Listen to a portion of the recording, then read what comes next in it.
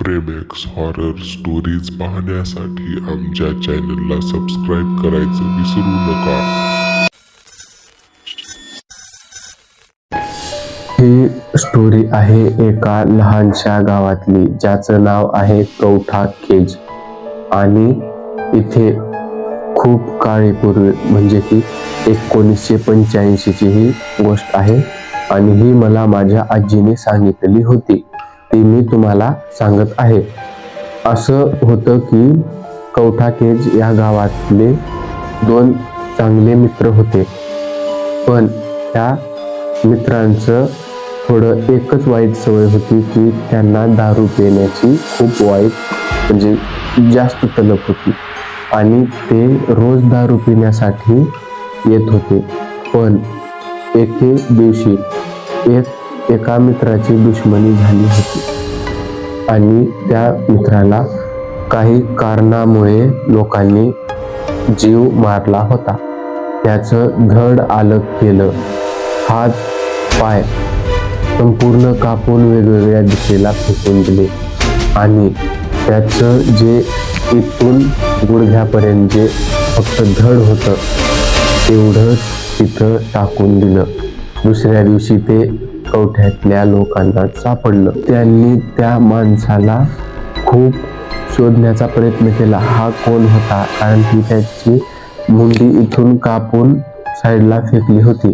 पण त्यांनी खूप शोधलं, 5-6 घंटे शोधल्यानंतर त्यांना कळालं की हा तर परमेश्वर आहे.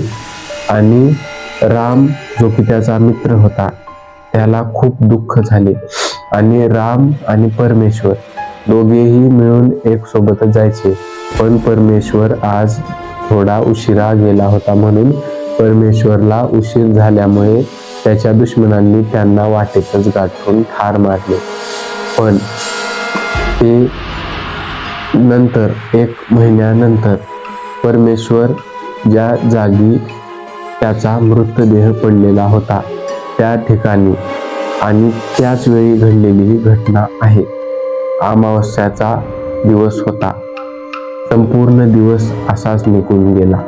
रामने पूर्ण आपल्या मित्राची सकाळपासून संध्याकाळपर्यंत आठवण काढत पूर्ण दिवस घालवला. शेतामध्ये काम करताना सुद्धा तो खूप उदास होता, पण त्याला रोजची सवय होती, ते काम संपल्यानंतर दारू पिण्यासाठी जायचे बारवर.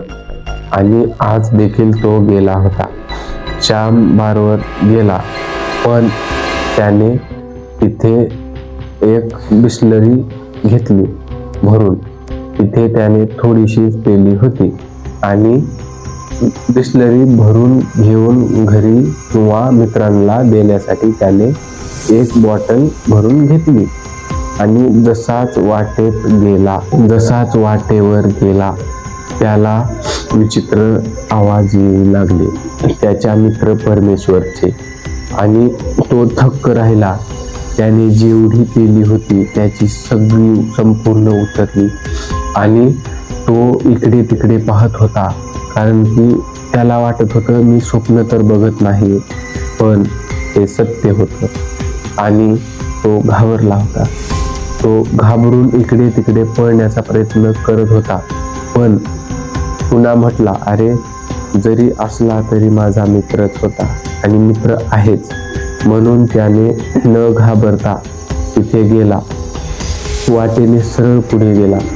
तिथे एक चौरस्ता होता, पण त्या चौरस्त्याहून 100 ते 150 मीटर अंतरावर तिथे एक वाकान होतं छोटंसं.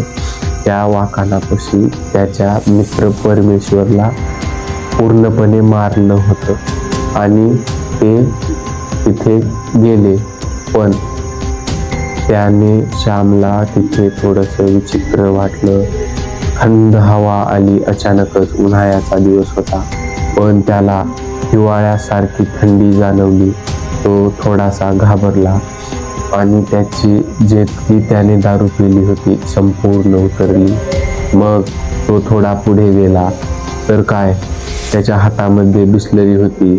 त्याने पुढे गेल्यावर पाहिलं, चौरस्त्याहून एक धड चालत येत आहे. पण हे नॉर्मल नव्हतं. धड तर चालतोय, त्याची मुंडी गायब, इथून हात गायब आणि खालचे पाय गायब. तो चालतोय फक्त वाऱ्यामध्ये, म्हणजे की आदर हव्यामध्ये, पण चालतोय. त्याच्या पायाचे आवाज ठक ठक ठक येत होते, पण तो हव्यामध्ये होता.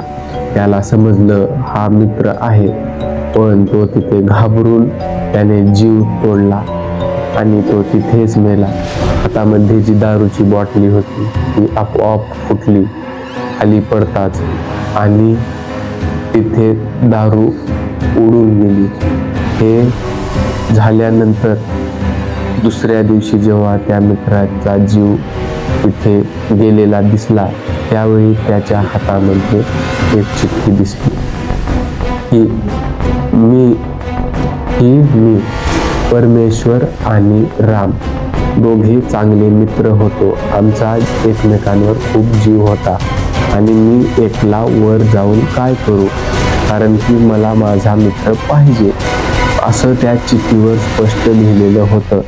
पण ही गोष्ट थोडीशी विचित्र वाटत असेल, पण लोकांना आजही वाटतंय की त्याचा मर्डर केलेला आहे कोणी तरी.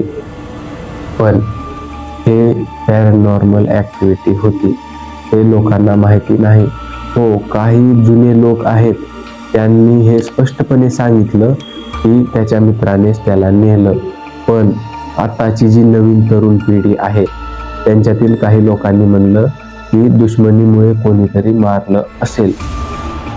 तुम्हाला काय वाटतंय ते मला कमेंट बॉक्समध्ये नक्की सांगा.